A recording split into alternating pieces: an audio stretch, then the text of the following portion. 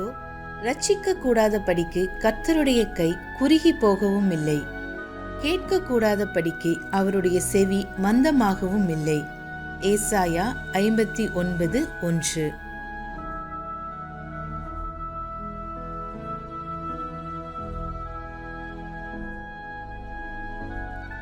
Behold, the Lord's hand is not shortened, that it cannot save, neither his ear heavy, that it cannot hear. Isaiah 59:1. ஆண்டவரும் இரட்சகருமாகிய இயேசு கிறிஸ்துவின் நாமத்தினாலே மீண்டும் ஒருமுறை கூட God Goes Ministries மூலமாக இந்த கால வேளையில் உங்களை சந்திப்பதில் பெரும் மகிழ்ச்சி அடைகிறேன். ஆண்டவருடைய பெரிதான கிருபையினாலே 6 மாதங்களை கடந்து 7வது மாதத்தினை காண செய்த தேவனுக்கு கோடான கோடி ஸ்தோத்திரமும் கனமும் மகிமையும் உண்டாவதாக. கடந்த நாட்களிலே தேவனாகிய கர்த்தர் நாம் அனுபவித்த பாடுகளை அறிந்திருக்கிறார். அதை தாங்க பலனையும் தந்திருக்கிறார். அதனால் உண்டான மகிமையையும் மேன்மையையும் வரப்போகிற நாட்களில் நமக்கு நிச்சயமாக உண்டாக போகிறது. நம்முடைய சூழ்நிலைகள், தனிப்பட்ட வாழ்க்கையில் இருக்கிற நெருக்கங்கள் ஒரு விதத்தில் அழுத்தி கொண்டிருக்கலாம். ஆனாலும் தேவனுடைய வார்த்தை சொல்லுகிறபடியே கர்த்தர் ஏற்ற காலத்தை வைத்திருக்கிறார். அந்த ஏற்ற காலத்தை இந்த நாட்களிலே நாம் நிச்சயம் காணப்போகிறோம். என்னோடு சேர்ந்து தேவனை நம்பி அவருடைய நாமத்தினாலே காத்திருங்கள். நிச்சயம் வெற்றி சிறப்போம். கர்த்தருடைய முழுமையான ஆசீர்வாதங்களை பரிபூர்ணமாக பெற்றுக்கொள்ள நீங்கள் ஆயத்தமுள்ளவர்களாக இருப்பீர்கள் என்று விசுவாசிக்கிறேன். கர்த்தர் தாமே இந்த மாதத்திலே நம்மையும் நம் குடும்பத்தினரையும் வெற்றி சிறக்க செய்வாராக. ஆமென்.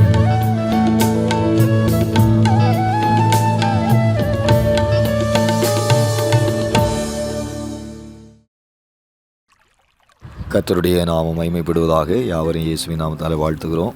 சிறிது நேர தியானத்திற்காக உன்னத பாட்டு 2வது அதிகாரம் அதனுடைய 5வது வசனத்தை நாம் தியானிக்கப் போகிறோம்.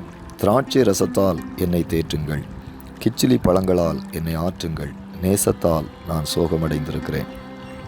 தேவனுடைய பிள்ளைகளே, இங்கே சொல்லப்பட்டிருக்கிறது பாருங்க, மணவாட்டி சோகமடைந்திருக்கிறாள்.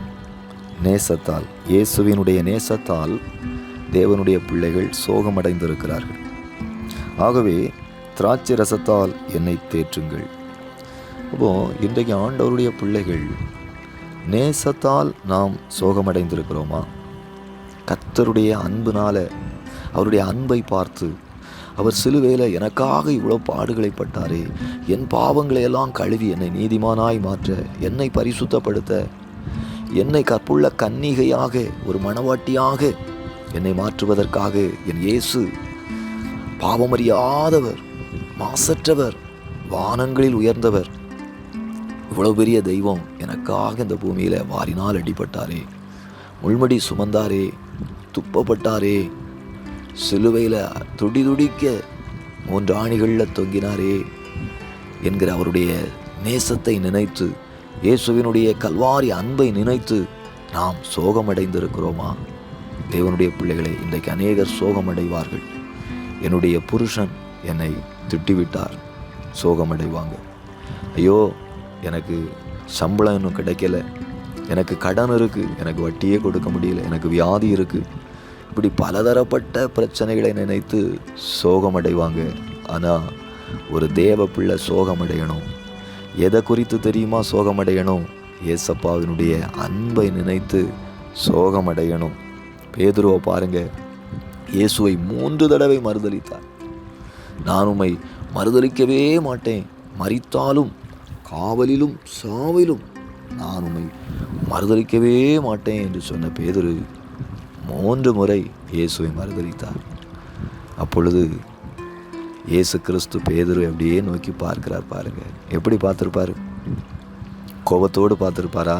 பேதுருவே, நான் நீ மறுதலிச்சிட்டியே, நீ நல்லா இருப்பியா என்று சொல்லி கோபத்தோடு பார்த்தாரா? இல்லை. அவருடைய கண்கள் புறா கண்கள், கவடற்ற கண்கள், அன்புள்ள கண்கள் பேதுருவை பார்க்கிறார். பேதுருவே, நீ எவ்வளோ வைராக்கியமாக இருந்தா, சாவிலும் காவலிலும் நாமை பின்பற்றுவேன் என்று சொன்னியே பேதுரு.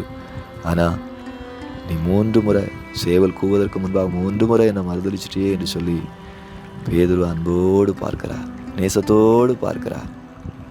அந்த பாசம் மிகுந்த கண்களை, அந்த நேசம் மிகுந்த கண்களை பேதுரு பார்த்த உடனே உள்ளம் உடைந்து போனார்.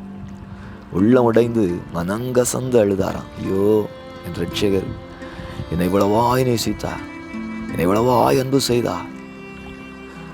இப்படிப்பட்ட அன்புள்ள தெய்வத்தை நான் மறுதளிச்சிட்டனே, நான் சபித்து விட்டேனே, தூஷித்து விட்டனே என்று சொல்லி அவருடைய நேசத்தை நினைத்து உள்ளம் உடைந்து மனங்கசந்து அழுதார்.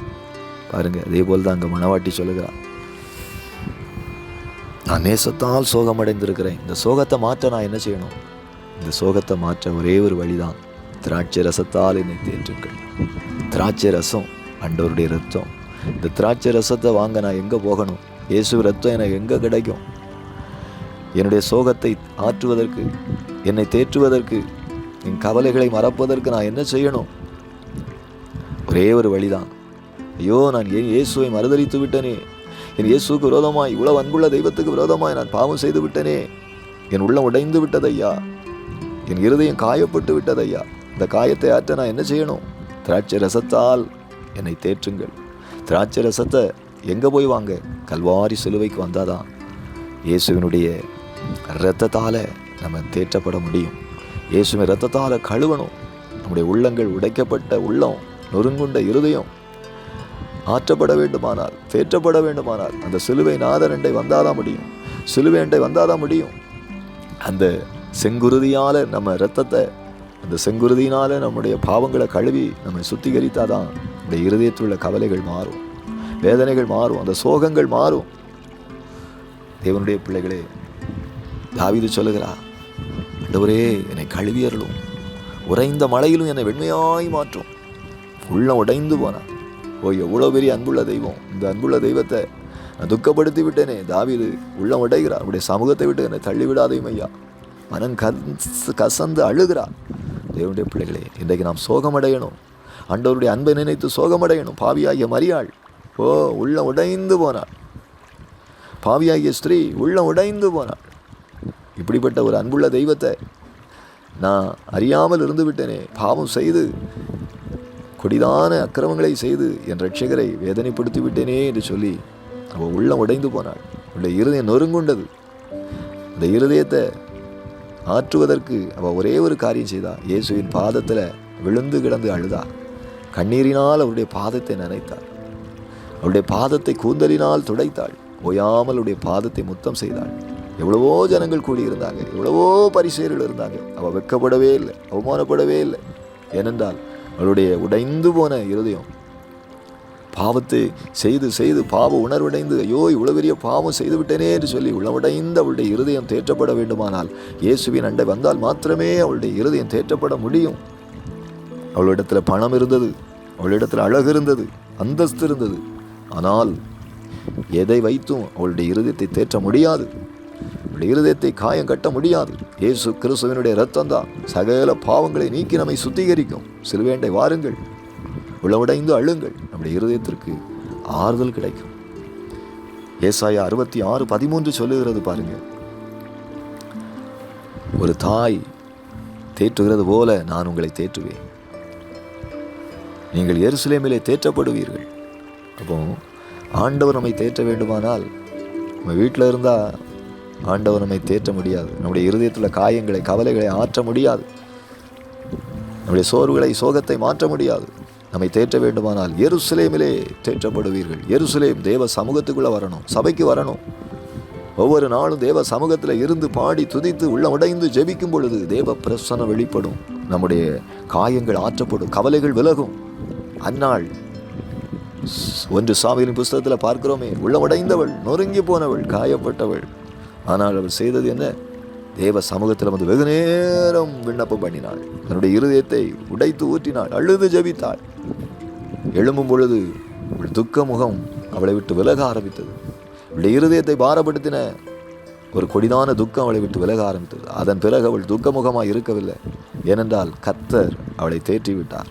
கர்த்தர் அவளுடைய காயங்களை ஆற்றிவிட்டார். எருசலேமிலே தேற்றப்படுவீர்கள். தேவ சமூகத்தில் நம்ம ஆற்றப்படலைன்னா, நம்முடைய காயம் ஆறவில்லை என்றால், நாம் தேர்தல் அடையவில்லை என்றால், நாம் நோயாளியாய் மாறிடுவோம். மன கவலை, இருதயத்தில் கவலை அதை ஒடுக்கும்.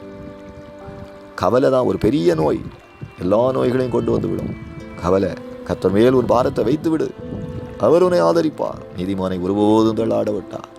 வருத்தப்பட்டு பாரம் சுமக்கிறவர்களே, நீங்கள் எல்லோரும் என்னிடத்தில் வாருங்கள், நான் உங்களுக்கு இளைப்பாறுதல் தருவேன். இயேசுவிடத்தில் வந்தாதான் நம்முடைய இருதய கவலைகள் மாறும், ஆறுதல் உண்டாகும். உபாகமம் 25வது அதிகாரத்தில் 18வது வசனத்தில் சொல்லப்பட்டிருக்கிறது, அமலேக்கு உன் பின் பாளையத்தில் உள்ள பலவீனரையெல்லாம் வெட்டினான். பாருங்கள், பலவீனப்பட்டவர்களை தான் சாத்தான் வெட்டுவான். சோர்ந்து போய் இருக்கிறவங்க, சபையில் யார் சோர்ந்து போய் கவலையோடு கண்ணீரோடு வேதனையோடு உடைஞ்சி போய் ஜெபிக்க முடியாமல் ஆராதிக்க முடியாமல், அவங்க இப்படி பேசிட்டாங்களே, இவங்க இப்படி செஞ்சுட்டாங்களே, இவ்வளோ நஷ்டம் இருக்குது, இவ்வளோ வியாதி இருக்குது என்று சொல்லி நினச்சி பலவீனப்பட்டு சோர்ந்து சோகத்தில் இருக்கிறவர்களை சாத்தான் விட மாட்டான்.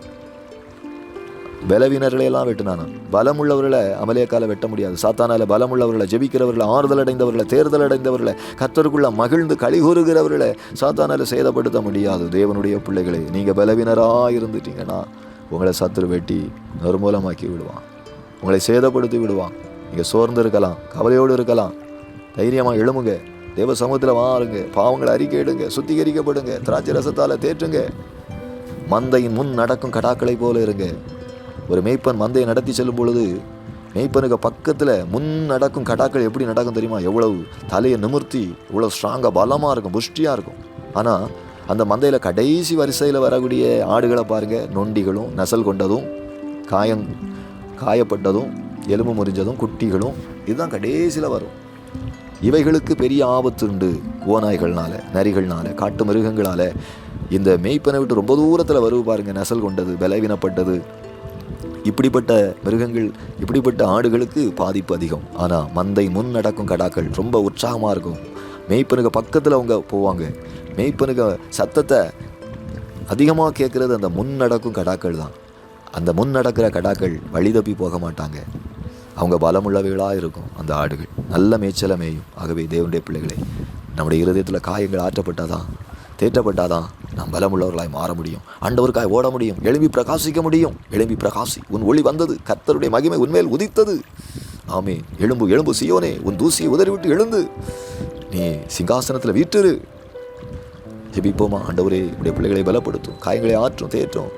உடைய பிள்ளைகளை அதிசயமாக நடத்தும், பெரிய காரியங்களை செய்யும். இயேசுவின் நாமத்தில் ஜெபிக்கிறோம் நல்ல பிதாவே.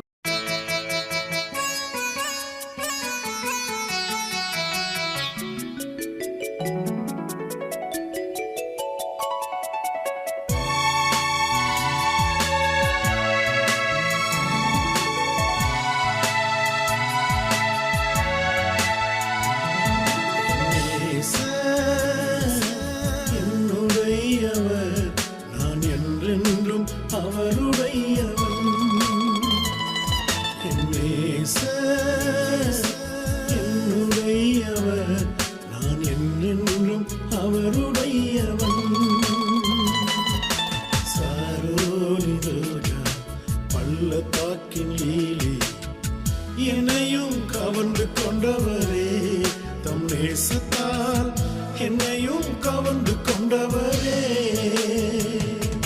சாரோனின் ரோஜா, பள்ளத்தாக்கின் லீலி, என்னையும் கவர்ந்து கொண்டவரே, தம் நேசத்தால் என்னையும் கவர்ந்து கொண்டவரே.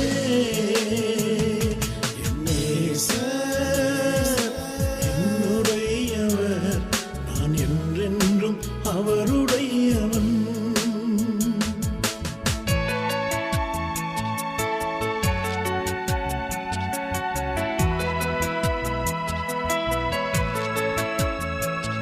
அவராயின் முத்தங்களால் என்னை அனுதினமும் முத்தமிடுகிறார். அவர் வாயின் முத்தங்களால் என்னை அனுதினமும் முத்தமிடுகிறார். சாரோனி ரோஜா, பள்ளத்தாக்கின் லீலி, என்னையும் கவர்ந்து கொண்டவரே, தம் நேசத்தால் என்னையும் கவர்ந்து கொண்டவரே. என் நேசர் என்னுடையவர்,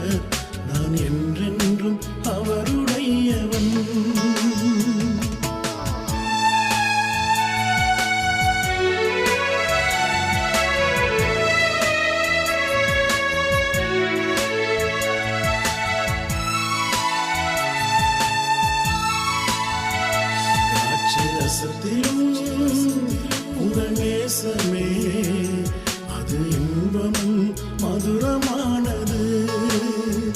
திராட்சை ரசத்திலும் உங்கள் நேசமே அது இன்பமும் மதுரமானது.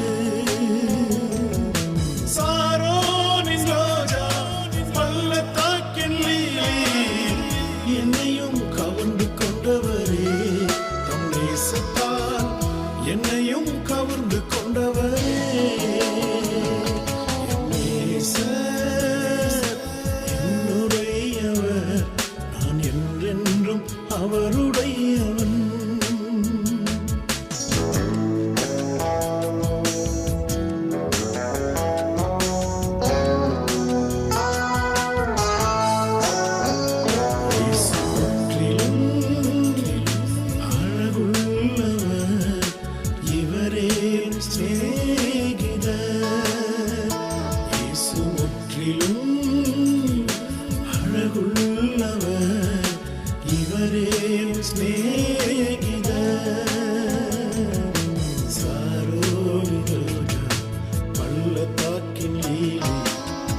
என்னையும் கவர்ந்து கொண்டவரே, தம் நேசத்தால் என்னையும் கவர்ந்து கொண்டவரே. என் நேசர் என்னுடையவர், நான் என்றென்றும் அவருடையவன்.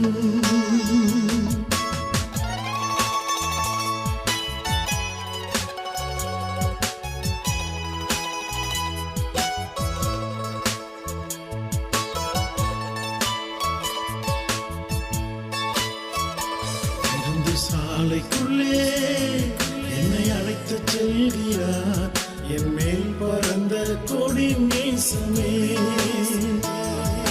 சாலைக்குள்ளே என்னை அழைத்து செல்கிறார், என் மேல் பறந்த கொடி நேசமே. சாரோனின் ரோஜா பள்ளத்தாக்கின் லீலி என்னையும் கவர்ந்து கொண்டவரே, தம் நேசத்தால் என்னையும் கவர்ந்து கொண்டவரே.